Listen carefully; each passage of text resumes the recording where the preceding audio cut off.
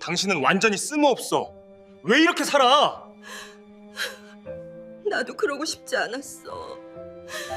할머니가 애 봐주는 건 당연한 거 아니에요. 어차피 집에서 할 일도 없으시잖아요. 며느리 지은이의 말에 제 손이 부들부들 떨렸어요. 5년 동안 매일 아침 7시에 일어나서 손주를 돌봐주고 집안일까지 다 해왔는데 이게 당연한 거라고요? 하지만 그날 제가 본 광경은 정말 충격적이었어요. 제가 손주를 재우고 있는 동안 거실에서는 20만 원짜리 가사 도우미가 청소를 하고 있었거든요. 안녕하세요. 제 이야기를 들어주셔서 감사해요. 저는 올해 65살 최영숙이라고 해요. 남편과는 8년 전에 사별했고 부산 서면에서 작은 세탁소를 30년 넘게 운영해 왔어요. 그렇게 악착같이 일해서 모은 돈이 2억 5천만 원 정도 되거든요. 남편이 돌아가시기 전에 마지막으로 제 손을 꼭 잡으면서 그랬어요. 여보, 우리 자식들 잘 부탁해요. 특히 민석이는 아직 철이 없으니까 여보가 좀 더 챙겨줘야 할 거야. 남편의 그 말이 제 가슴 깊이 박혔어요. 그래서 저는 정말 열심히 아들을 도왔어요. 아들 민석이가 결혼할 때 전세금으로 8천만 원을 보태줬고 결혼식 비용도 3천만 원 넘게 들어갔어요. 며느리 지은이가 원하는 대로 강남에 있는 호텔에서 성대하게 치렀거든요. 어머님, 감사해요. 저희 평생 은혜 잊지 않을게요. 그때 며느리가 눈물까지 글썽이면서 그러더라고요. 저는 정말 기뻤어요. 우리 민석이가 좋은 사람 만나서 행복하게 살 거라고 생각했거든요. 결혼 후 1년 만에 손주 준호가 태어났어요.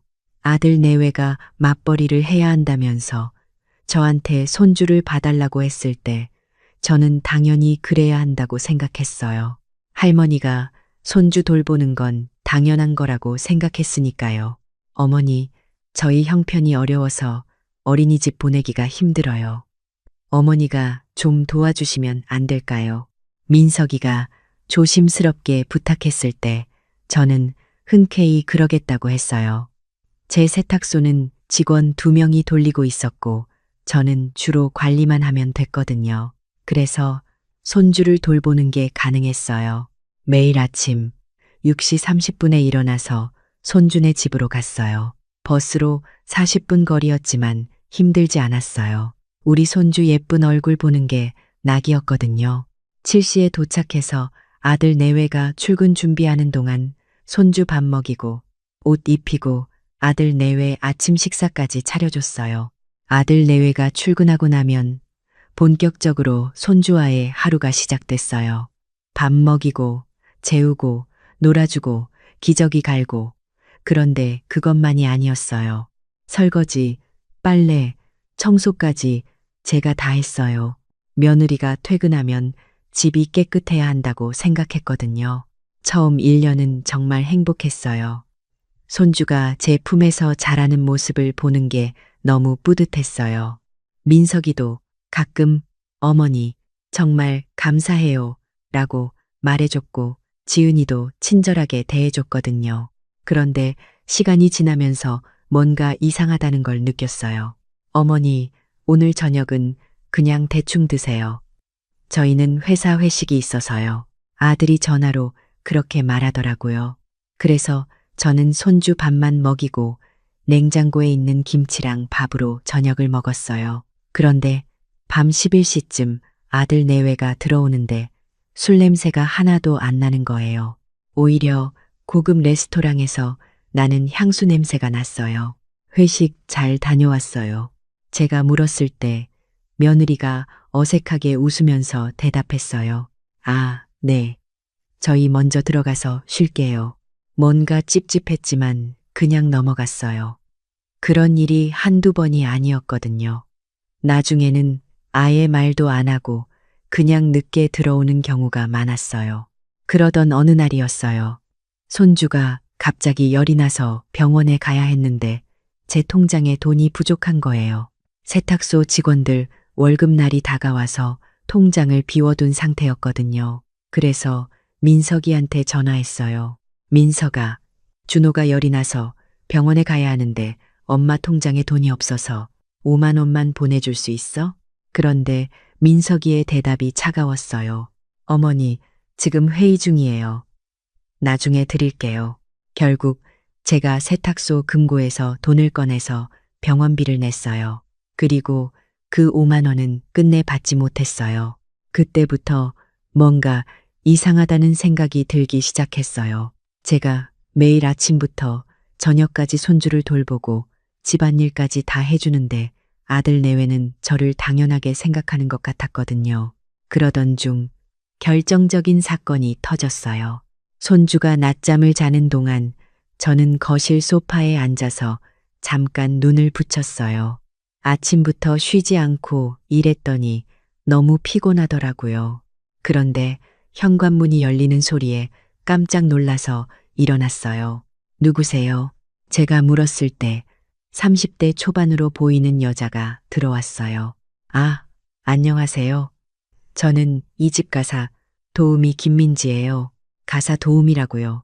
제가 매일 청소하고 빨래하고 다 하는데 왜 가사 도우미가 필요한 거죠? 어머님은 준호 할머니시죠? 지은 씨가 제가 오는 날은 할머니한테 말씀드리지 말라고 했는데 민지 씨가 당황하면서 말했어요. 제 머리가 하얗게 변하는 것 같았어요. 가사 도우미가 일주일에 며칠 오세요? 주 3회요. 월, 수, 금요일이요. 제가 오는 날은 월, 화, 수, 목, 금이었어요. 그러니까 제가 오는 날 중 3일은 가사 도우미도 오는 거였어요. 혹시 시급이 얼마예요? 시간당 2만 원이요. 하루 4시간씩 일하니까 한 달에 100만 원 정도 받아요. 제 심장이 철렁 내려앉았어요. 한 달에 100만 원을 주면서 가사 도우미를 쓰면서 왜 제가 매일 무료로 청소하고 빨래하고 있었던 걸까요? 민지 씨는 청소 도구를 꺼내면서 일을 시작했어요. 저는 그 모습을 멍하니 바라보고 있었어요. 제가 매일 닦았던 바닥을 민지 씨가 또 닦고 있었거든요. 그날 저녁 지은이가 퇴근해서 들어왔을 때 제 표정을 보고 깜짝 놀랐어요. 어머님, 무슨 일 있으세요? 지은 씨, 오늘 가사 도우미 분이 오셨더라고요. 순간 지은이의 얼굴이 하얗게 변했어요.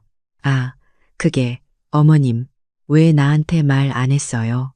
내가 매일 청소하고 빨래하는데 왜 가사 도우미를 따로 쓰는 거예요? 지은이가 잠시 말을 못하다가 이렇게 대답했어요. 어머님이 하시는 청소는 좀 부족해서요.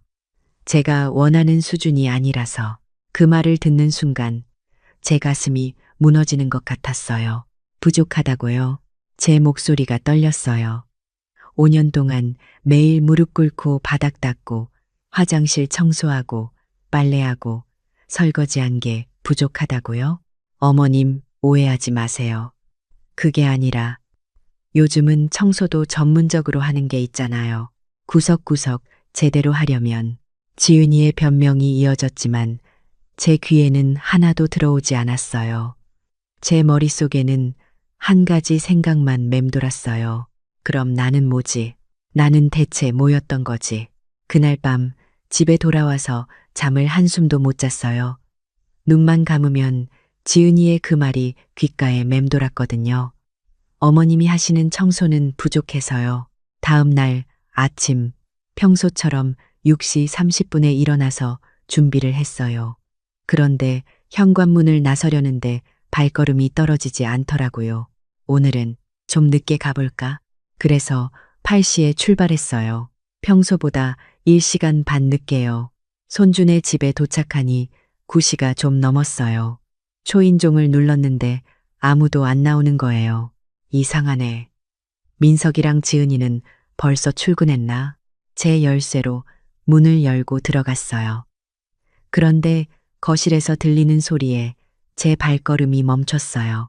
여보, 우리 어머니 오늘 안 오시나 봐. 보통 7시면 오시는데 민석이 목소리였어요. 아직 집에 있었나 봐요. 다행이다. 오늘 좀 늦잠 자고 싶었는데. 지은이의 목소리가 들렸어요. 근데 우리 어머니 요즘 너무 간섭하시지 않아? 맨날 오셔서 이것저것 참견하시고 제 심장이 쿵 내려앉았어요. 그러게, 나도 좀 부담스럽긴 해. 근데 공짜로 애 봐주시니까 뭐. 공짜는 무슨. 우리 결혼할 때 8천만 원이나 받아갔잖아. 그 정도면 5년 동안 애 봐주는 거 당연한 거 아니야? 맞아. 계산해 보니까 8천만 원이면 어린이집 5년치 비용이랑 비슷하더라고. 오히려 우리가 손해본 거지. 어린이집 보내면 교육도 제대로 받는데. 두 사람이 웃으면서 이야기하는 소리가 들렸어요. 제 눈에서 눈물이 주르르 흘러내렸어요. 저는 조용히 현관문을 닫고 밖으로 나왔어요. 그리고 아파트 단지 벤치에 주저앉아서 한참을 울었어요. 5년이었어요. 5년 동안 매일 아침 6시 30분에 일어나서 버스 타고 40분을 달려와서 손주밥 먹이고 재우고 놀아주고 집안일하고, 그게 다 8천만 원 값을 치르는 거였나요? 그날 저는 손주네 집에 가지 않았어요. 대신 세탁소로 갔어요. 직원들이 깜짝 놀랐어요. 사장님, 오늘 무슨 일이세요? 요즘 안 오시잖아요. 아, 오늘은 손주 할머니 쉬는 날이라서. 저는 억지로 웃으면서 대답했어요. 그리고 5년 만에 처음으로 세탁소 일을 도왔어요. 옷을 다리고 손님을 응대하고 정리정돈을 했어요. 이게 내 자리구나. 여기가 내가 있어야 할 곳이구나. 그날 저녁 민석이한테서 전화가 왔어요. 엄마, 오늘 왜 안 오셨어요? 준호가 엄마 찾아서 울었잖아요. 미안해. 엄마가 몸이 좀 안 좋아서. 에이, 감기 정도는 괜찮잖아요. 내일은 오세요. 우리 내일 저녁 약속 있거든요. 전화를 끊고 나서 제 가슴이 너무 아팠어요. 내 몸이 안 좋다는데 괜찮다고 하는 아들이라니. 그 후로 며칠은 평소처럼 손주네 집에 갔어요. 하지만 예전처럼 열심히 하지 않았어요. 청소도 대충 하고 요리도 간단하게만 했어요. 그랬더니 지은이가 노골적으로 불만을 표현하기 시작했어요. 어머님, 요즘 청소를 너무 대충 하시는 거 아니에요. 여기 먼지 좀 보세요. 어머님, 준호 밥을 이렇게 대충 먹이시면 어떡해요? 반찬도 제대로 안 먹었잖아요. 어머님, 제 옷 빨래하실 때 섬유 유연제 좀 제대로 넣어주세요. 요즘 옷에서 냄새 나요. 하나하나 지적할 때마다 제 가슴에 못이 박히는 것 같았어요. 그러던 어느 금요일이었어요. 지은이가 갑자기 전화를 했어요. 어머님, 오늘 좀 일찍 오실 수 있으세요? 제가 미용실 예약이 있어서요. 몇 시에? 10시요. 어머님이 9시쯤 오시면 제가 나갈 수 있을 것 같아요. 평소보다 이 시간 일찍 가라는 거였어요. 하지만 저는 그러겠다고 했어요. 9시에 도착했더니 지은이가 벌써 나갈 준비를 하고 있었어요. 어머니 모셨어요. 그럼 저 다녀올게요. 준호 점심은 냉장고에 있는 거 데워서 주시면 돼요. 미용실만 가는 거야. 아니요. 친구들이랑 점심도 먹고 쇼핑도 좀 하려고요. 저녁 6시쯤 들어올게요. 지은이가 나가고 나서 제 눈에 거실 테이블 위에 놓인 명품 가방이 보였어요. 며칠 전까지만 해도 없던 건데 새로 산 건가? 호기심에 가방을 자세히 봤어요. 가격표가 아직 붙어 있더라고요. 250만 원. 제 손이 부들부들 떨렸어요. 한 달에 가사 도우미한테 100만 원 주고 250만 원짜리 가방 사면서 제가 병원비로 5만 원 빌려달라고 했을 때는 회의 중이라고 했던 아들이 떠올랐어요. 준호가 낮잠을 자는 동안 저는 집안을 둘러봤어요. 거실에 새로 산 65인치 TV, 안방에 고급 침대와 매트리스, 주방에 최신식 에어프라이어와 커피 머신. 이게 다 언제 산 거지? 제가 5년 동안 매일 여기 왔는데 하나하나 새로 장만한 걸 전혀 몰랐어요. 아니, 알았어도 신경 쓰지 못했어요. 손주 돌보고 집안일 하기에 바빴으니까요. 화장실에 들어갔다가 욕조 옆에 놓인 고급 화장품들이 눈에 들어왔어요. 하나같이 백화점 브랜드였어요. 가격 검색을 해보니 한 개에 10만 원이 넘는 것들이었어요. 그때 현관문이 열리는 소리가 들렸어요. 가사 도우미 민지 씨였어요. 어머님, 오늘도 계시네요. 민지 씨, 물어볼 게 있는데요. 지은 씨가 평소에 어때요? 저한테는 맨날 형편이 어렵다고 하는데 민지 씨가 잠깐 망설이다가 조심스럽게 입을 열었어요. 사실 지은 씨는 한 달에 한 번씩 백화점에서 쇼핑하시더라고요. 제가 청소하다 보면 명품 쇼핑백이 자주 보여요. 그리고 일주일에 두세 번은 외식하시는 것 같아요. 제 머리가 멍해졌어요. 그리고 어머님, 제가 말씀드려도 될지 모르겠는데, 뭐예요? 지난주에 제가 청소하고 있는데 지은 씨가 전화 통화를 하더라고요. 친구분이랑 통화하시는 것 같았는데 민지 씨가 말을 잇지 못하고 머뭇거렸어요. 괜찮아요. 말해주세요. 시어머니가 맨날 와서 집에 있으니까 너무 답답해.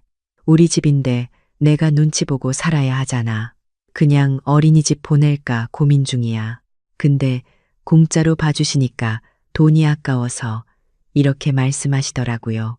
그 순간 제 눈앞이 캄캄해졌어요. 저는 민지 씨한테 고맙다고 하고 조용히 집을 나왔어요. 준호가 자고 있었으니까 혼자 있어도 괜찮을 거라고 생각했어요. 어차피 제가 있으나 없으나 똑같다고 생각하니까요. 아파트를 나와서 한참을 걸었어요. 눈물이 계속 나왔어요. 지나가는 사람들이 쳐다봤지만 신경 쓰지 않았어요. 나는 정말 뭐였던 걸까? 집에 돌아와서 그날 밤 저는 결심했어요. 이제 더 이상 손주네 집에 가지 않겠다고.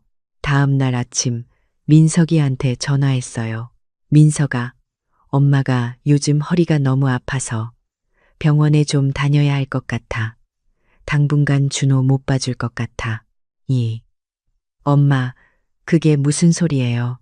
갑자기 우리 준호는 어떡하라고요?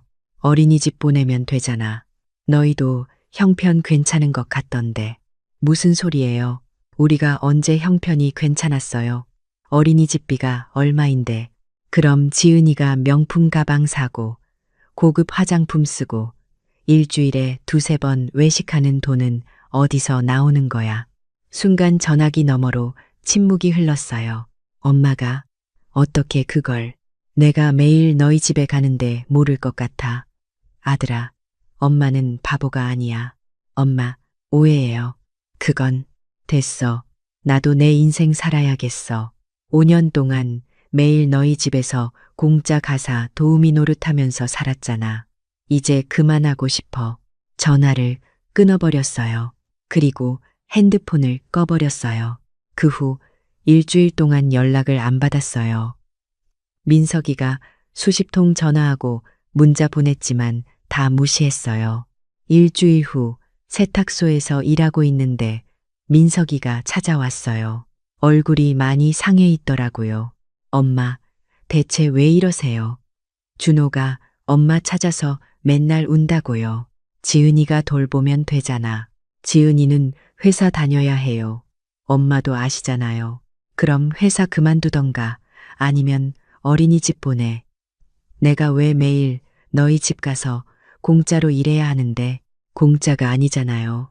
우리가 엄마 결혼시켜 드릴 때 8천만 원 줬다고. 그게 5년 동안 매일 무료 노동의 대가라고 생각하는 거야? 민석이가 할 말이 없는지 입을 다물었어요. 아들아, 엄마가 계산 좀 해볼게. 가사 도우미가 시간당 2만 원이야. 내가 하루에 10시간씩 일했으니까 20만 원이지. 한 달이면 600만 원이고 5년이면 3억 6천만 원이야. 근데 너희가 준 건 8천만 원이었어. 나머지 2억 8천만 원은 민석이의 얼굴이 하얗게 변했어요. 엄마, 그렇게 계산하는 거예요. 가족인데. 맞아, 가족이지. 근데 가족이 서로를 이렇게 대해도 되는 거야? 너희는 나를 뭐라고 생각했어? 돈 주고 산 가사 도우미. 아니에요. 엄마, 그게 아니라. 됐어. 나 이제 내 인생 살 거야. 세탁소 일도 제대로 못하고 매일 너희 집에서 청소하고 빨래하느라 5년을 보냈어. 이제 그만할래. 민석이가 나가고 난 후 저는 오랜만에 친구 경숙이한테 전화했어요. 경숙이는 저랑 같은 나이인데 딸만 둘 있는 친구예요. 영수가 무슨 일 있어? 목소리가 왜 그래?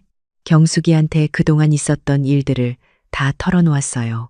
5년 동안 손주 돌본 것, 가사, 도우미 이야기, 민지 씨한테 들은 것까지.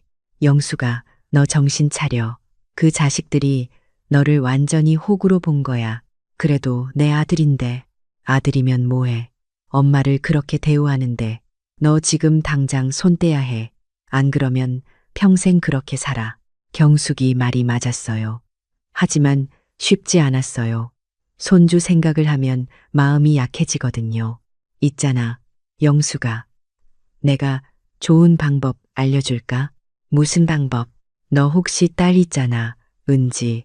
맞아요. 저한테는 딸도 하나 있었어요.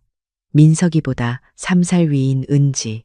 은지는 서울에서 교사로 일하면서 혼자 살고 있어요. 결혼은 아직 안 했고요. 은지는 왜? 은지한테 좀 잘해줘봐. 아니, 아주 잘해줘봐. 그럼 민석이가 정신 차릴 거야. 그게 무슨, 너 민석이한테 준 거 생각해봐. 결혼할 때 8천만 원, 5년 동안 손주 돌봐준 것. 근데 은지한테는 뭐 해줬어? 저는 아무 말도 못했어요. 은지가 결혼할 때 돈 좀 주려고 했는데 은지가 거절했거든요. 엄마, 나는 괜찮아. 내가 돈 벌잖아. 그 돈 엄마가 쓰세요. 은지는 늘 그렇게 말했어요. 제가 뭘 사주려고 하면 엄마, 나는 필요 없어요. 라고 했어요. 영수가, 들어봐. 너 지금부터 은지한테 잘해줘. 아주 티나게. 그럼 민석이가 불안해질 거야. 자기가 엄마를 어떻게 대했는지 깨닫게 될 거야. 경숙이 말을 듣고 나니까 뭔가 방법이 보이는 것 같았어요. 그날 저녁 은지한테 전화했어요. 은지야, 엄마야. 엄마, 왜요? 무슨 일 있어요? 은지야, 이번 주말에 시간 있어? 엄마가 밥 사줄게. 엄마가요? 무슨 일이에요? 괜찮으세요? 응, 괜찮아. 그냥 딸 얼굴이 보고 싶어서 주말에 은지를 만났어요. 부산역 근처 좋은 레스토랑에서 만났는데 은지가 깜짝 놀라더라고요. 엄마, 여기 비싼 데인데요. 괜찮아요? 괜찮아. 우리 딸한테 맛있는 거 사주고 싶었어. 식사하면서 은지한테 그동안 있었던 일들을 조금씩 이야기했어요. 은지는 점점 화가 나는 표정이었어요. 엄마, 민석이 오빠가 그랬다고요? 말도 안 돼요. 그래도 오빠니까.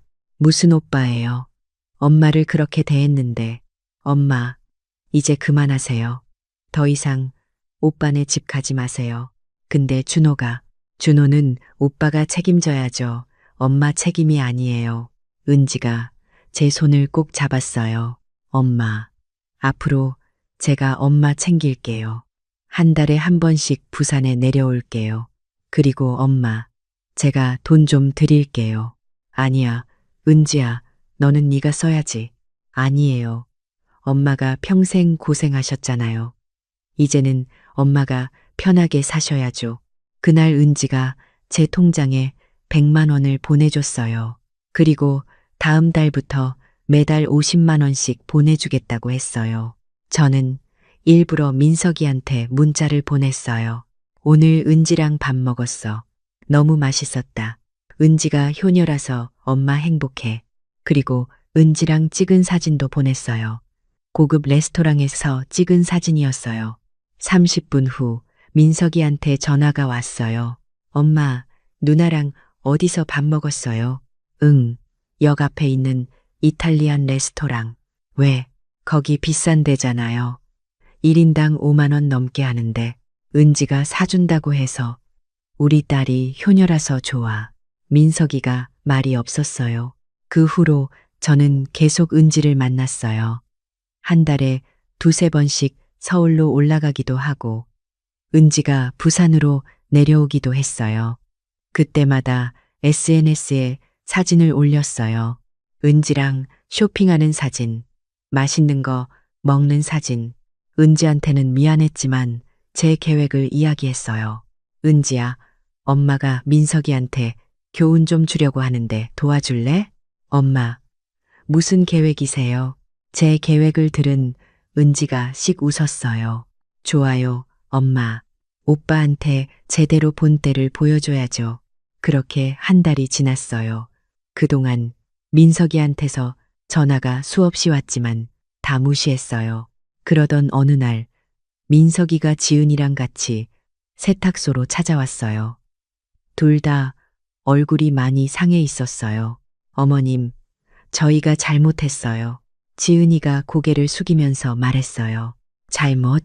뭘 잘못했는데? 어머님이 저희한테 너무 차갑게 대하시잖아요. 저희가 뭘 그렇게 잘못했는지. 지은이의 말에 제 피가 거꾸로 솟았어요. 뭘 잘못했냐고. 진심으로 모르는 거야? 어머님, 저희도 나름대로 최선을 다했어요. 어머님 모실 형편이 안 돼서 그렇지. 형편이 안 된다고 250만 원짜리 명품 가방 사고 일주일에 3번씩 외식하고 한 달에 100만 원 주고 가사 도우미 쓰는 게 형편이 안 되는 거야. 순간 지은이의 얼굴이 새하얗게 변했어요. 그건 제 돈으로 산 거예요. 그래, 네 돈이지. 근데 시어머니한테는 병원비 5만 원도 안 빌려주면서 네 명품은 살 수 있었어? 민석이가 끼어들었어요. 엄마, 그때는 정말 회의 중이었어요. 나중에 드리려고 했는데 한 달이 지났는데도 안 줬잖아. 나중에 주려고 했으면 나한테 연락이라도 했어야지. 두 사람이 아무 말도 못했어요. 그리고 말이야, 너희가 나를 뭐라고 생각했는지 알아? 공짜 가사 도우미? 아니면 돈 주고 산 육아 도우미? 엄마, 그게 아니라 그럼 뭔데? 5년 동안 매일 너희 집에 가서 청소하고 빨래하고 설거지하고 손주 돌보는 게 8천만 원 값이었어. 그게 당연한 거였어. 지은이가 눈물을 흘리기 시작했어요. 어머님, 저희가 정말 잘못했어요. 다시 기회를 주세요. 기회? 무슨 기회? 또 나를 공짜로 부려먹을 기회? 아니에요. 이번에는 진짜 달라질게요. 제발. 제가 차갑게 웃었어요. 너희한테 말해줄 게 있어. 나 이제 내 재산 정리하려고 해. 민석이의 얼굴색이 변했어요. 무슨 소리예요, 엄마? 은지한테 다 물려줄 거야. 내가 가진 2억 5천만 원 전부. 엄마, 그게 무슨 말이에요? 저도 엄마 아들이잖아요. 아들? 맞아, 넌 내 아들이지. 근데 지난 5년 동안 너는 나를 엄마로 대접한 적 있어? 손주 봐달라고 할 때, 돈 필요할 때만 연락하고, 내가 아파도 신경 안 쓰고, 너희끼리 좋은 거 먹고 좋은 거 쓰면서 나는 찬밥 신세였잖아. 엄마, 정말 오해해요. 우리가 그럴 의도가 아니었어요. 의도가 아니었다고? 그럼 결과는? 5년 동안 나는 너희 집 공짜 가정부였어. 그게 사실이잖아. 지은이가 바닥에 무릎을 꿇었어요. 어머님, 제발 용서해 주세요. 제가 정말 잘못했어요. 앞으로 달라질게요. 일어나, 너희한테 더 이상 기대 안 해. 나는 이제 은지하고 살 거야. 엄마, 민석이가 소리를 질렀어요. 이렇게까지 하실 거예요? 저도 엄마 아들이에요. 누나만 특별 대우하시면 어떡해요? 특별 대우? 웃기지 마. 은지는 나한테 결혼 축의금도 안 받았어. 매달 용돈도 보내주고 한 달에 2~3번씩 나 만나러 와. 너는 뭐 했어? 필요할 때만 나타나서 요구만 했잖아. 그래도 저는 아들이잖아요. 아들이면 다야. 효도는 안 하면서 권리만 주장해. 민석이가 할 말을 잃었어요. 지은이는 계속 바닥에 무릎 꿇은 채 울고만 있었어요. 돌아가. 너희 보기 싫어. 엄마, 나가라고 했어. 두 사람이 떠나고 난 후 저는 의자에 주저앉았어요. 가슴이 너무 아팠어요. 하지만 이렇게라도 해야 정신을 차릴 것 같았거든요. 그날 저녁 은지한테 전화가 왔어요. 엄마, 민석이 오빠한테 전화 왔어요. 엄마가 전 재산을 저한테 준다고 하셨다면서요. 응, 그렇게 말했어. 엄마, 진짜예요? 아니, 거짓말이야. 오빠한테 교훈을 주려고. 은지가 한숨을 쉬었어요. 엄마, 그래도 오빠예요. 너무 심한 거 아니에요? 은지야, 너는 착해서 모르겠지만 오빠는 정말 너무했어. 5년 동안 엄마를 어떻게 대했는지 알아요, 엄마. 오빠가 잘못했죠. 근데 그래도 가족인데. 그래, 가족이지. 근데 가족이라고 해서 아무렇게나 대해도 되는 건 아니야. 그 후 2주 동안 민석이한테서 전화가 계속 왔어요. 하루에도 몇 번씩 전화하고 문자 보내고. 하지만 저는 다 무시했어요. 그러던 어느 날 민석이가 준호를 데리고 세탁소로 왔어요. 할머니, 준호가 제게 달려왔어요.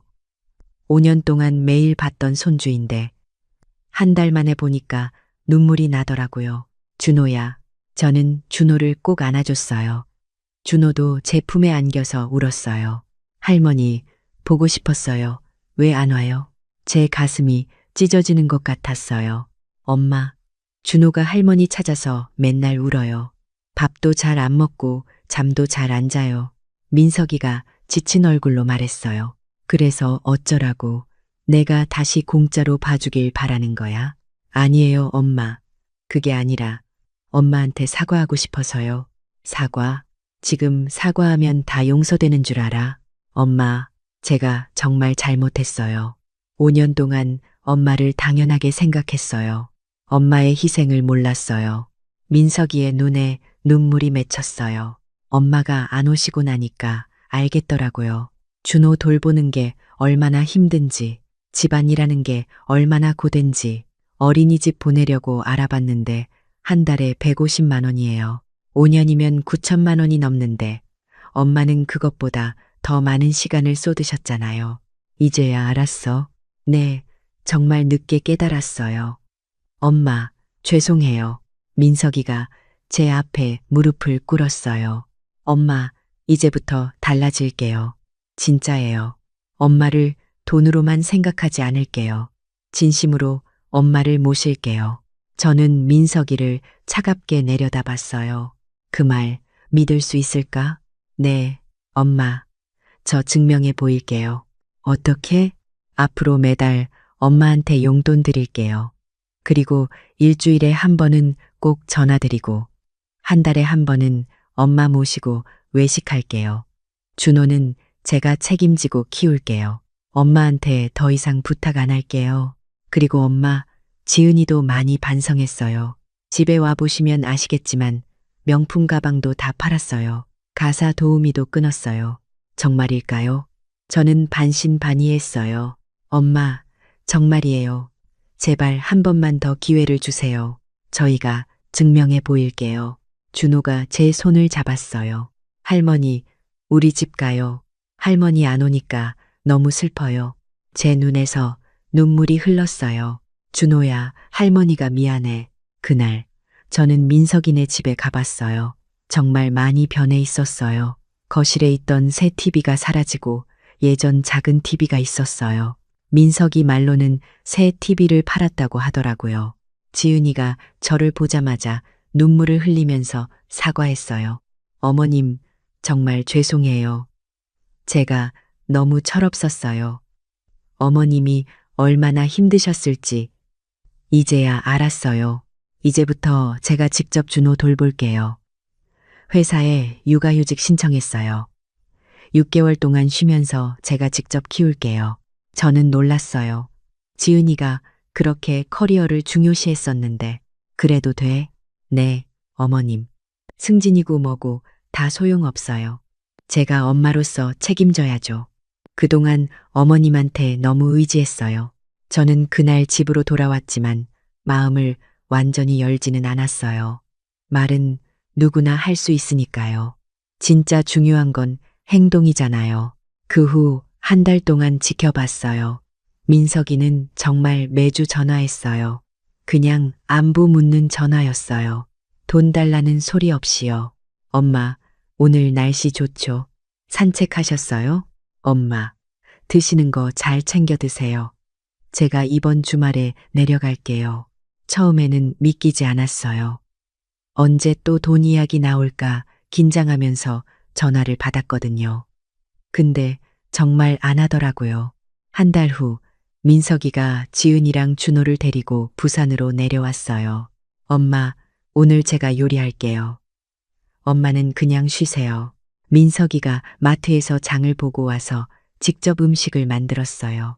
서툴렀지만 정성이 느껴졌어요. 지은이는 제 집을 청소하기 시작했어요. 어머님, 제가 할게요. 어머님은 준호랑 놀아주세요. 괜찮아, 내가 할 수 있어. 아니에요. 5년 동안 저희 집 청소하셨잖아요.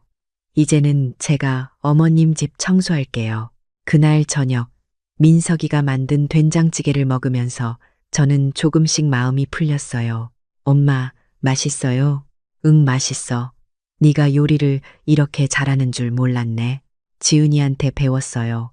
요즘 집에서 제가 저녁 만들어요. 지은이가 준호 돌보느라 힘들어하니까. 그 말을 듣는 순간 민석이가 정말 변했다는 걸 느꼈어요. 2달 후, 제 생일이 다가왔어요. 평소에는 민석이가 생일 문자 하나 보내면 다였는데 이번에는 달랐어요. 생일 3일 전부터 민석이가 뭔가 준비하는 것 같더라고요. 은지한테도 연락하더니 같이 뭔가 계획하고 있었어요. 생일 당일 민석이네 식구가 전부 부산으로 내려왔어요. 은지도 서울에서 내려왔고요. 엄마, 생일 축하해요. 민석이가 케이크를 들고 들어왔어요. 그 뒤로 지은이가 꽃다발을 들고 왔고 준호가 제 손을 잡았어요. 할머니, 생일 축하해요. 사랑해요. 눈물이 주르르 흘렀어요. 엄마, 울지 마세요. 오늘은 행복한 날이잖아요. 은지가 제 어깨를 토닥였어요. 그날 저녁 5 식구가 모여서 식사를 했어요. 민석이가 예약한 레스토랑이었는데 제가 좋아하는 한정식 집이었어요. 엄마, 오늘 비용은 제가 다 낼게요. 그동안 엄마한테 받기만 했으니까 이제는 제가 드려야죠. 식사 후에 민석이가 봉투 하나를 꺼냈어요. 엄마, 이거. 열어보니 통장이었어요. 그리고 통장에 500만 원이 들어있었어요. 이게 뭐니? 엄마 생일 선물이에요. 제가 3달 동안 모은 돈이에요. 민석아, 엄마 받아주세요. 그동안 제가 엄마한테 받기만 했잖아요. 이제는 제가 드릴게요. 그날 밤 집에 돌아와서 통장을 보면서 한참을 울었어요. 제 아들이 정말 변했구나 하는 생각이 들었거든요. 3개월 후 민석이한테서 전화가 왔어요. 엄마, 상의 드릴 게 있어요. 뭔데? 사실은 제가 사업 기회가 하나 생겼어요. 그 순간 제 온몸이 긴장했어요. 또 시작이구나. 역시 사람은 안 변하는구나. 얼마 필요한데? 차갑게 물었어요. 아니에요, 엄마. 돈 달라는 게 아니라 제가 해도 될까요? 엄마 의견을 듣고 싶어서요. 뭐? 사실 친구가 같이 카페를 하자고 했어요. 근데 저는 지금 직장이 안정적이잖아요. 그래서 고민이에요. 엄마는 어떻게 생각하세요? 저는 깜짝 놀랐어요. 예전에 민석이었다면 무조건 돈부터 달라고 했을 텐데. 네 생각은 어때? 솔직히 하고 싶긴 한데 위험할 것 같아요. 지금 준호도 키워야 하고 지은이도 육아휴직 중이라 수입이 없잖아요. 안정적인 게 중요한 것 같아요. 그래, 현명한 판단이네. 엄마, 조언 감사해요. 엄마 말씀 듣고 나니까 마음이 정리되네요. 전화를 끊고 나서 저는 미소를 지었어요. 민석이가 정말 어른이 됐구나 하는 생각이 들었거든요. 6개월이 지났을 때 저는 결심했어요. 민석이를 다시 믿어봐도 되겠다고. 어느 날 민석이네 가족을 집으로 불렀어요. 은지도 함께요. 오늘 너희들한테 할 이야기가 있어서 불렀어. 다들 긴장한 표정으로 앉았어요. 엄마, 무슨 일이세요? 6개월 전에 내가 뭐라고 했었지? 재산을 누나한테 다 주신다고. 맞아. 근데 말이야, 엄마가 생각을 바꿨어. 민석이의 얼굴이 환해졌어요. 엄마, 잠깐, 내 말 끝까지 들어봐. 재산을 반반 나눌 거야. 은지한테 1억, 5천만 원, 민석이한테 1억. 엄마, 왜 저는 더 적어요? 5천만 원은 차이는 너희가 받은 결혼 자금이야. 은지는 안 받았으니까 공평하게 하는 거지. 민석이가 고개를 끄덕였어요. 그리고 민석아, 이 돈은 지금 주는 게 아니야. 엄마가 정말 필요할 때, 그때 줄 거야. 네, 엄마. 알겠어요. 그리고 하나 더. 너희가 지금처럼만 지내준다면 엄마는 행복할 것 같아. 돈이 중요한 게 아니라 너희 마음이 중요하거든. 지은이가 눈물을 흘렸어요. 어머님, 감사해요. 저희가 정말 많이 배웠어요. 뭘 배웠는데? 가족은 돈으로 살 수 없다는 거요. 그리고 부모님의 사랑은 당연한 게 아니라는 거요. 은지가 제 손을 잡았어요. 엄마, 저는 사실 돈은 필요 없어요. 엄마가 건강하시고 행복하시면 그걸로 충분해요. 그래도 받아야지. 엄마가 주고 싶어서 주는 거야. 그날 밤 5식구가 모여서 오랜만에 웃으면서 이야기를 나눴어요.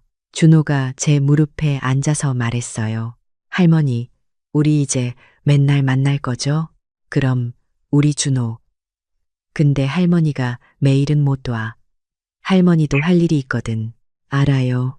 할머니도 할머니 인생 사셔야죠.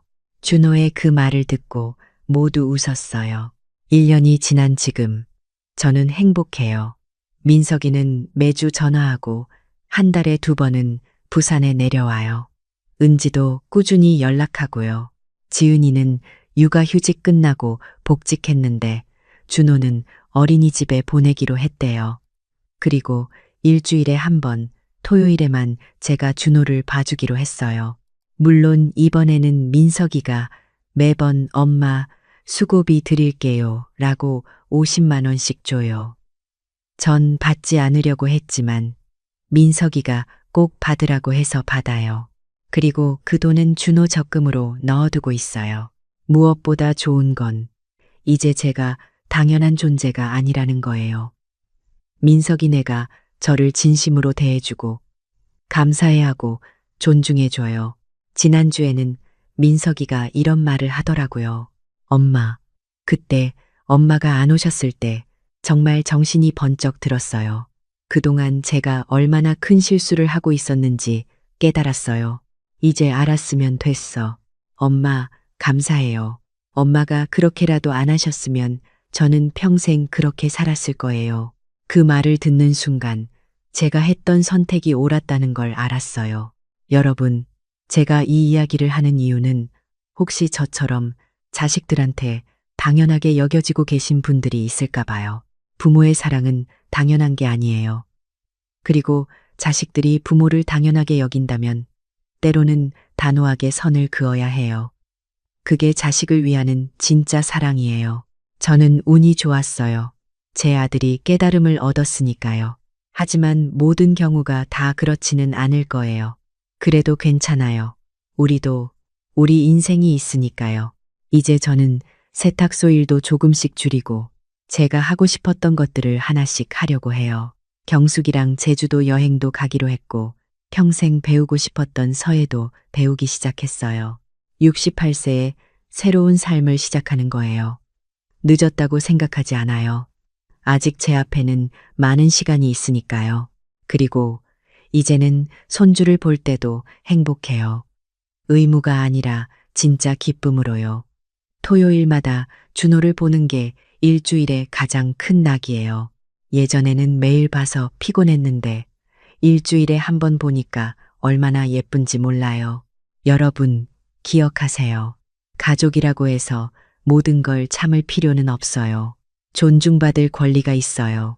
그리고 때로는 사랑하는 사람에게 단호해지는 것도 사랑이에요. 제 이야기가 누군가에게 조금이라도 도움이 됐으면 좋겠어요. 긴 이야기 들어주셔서 감사합니다.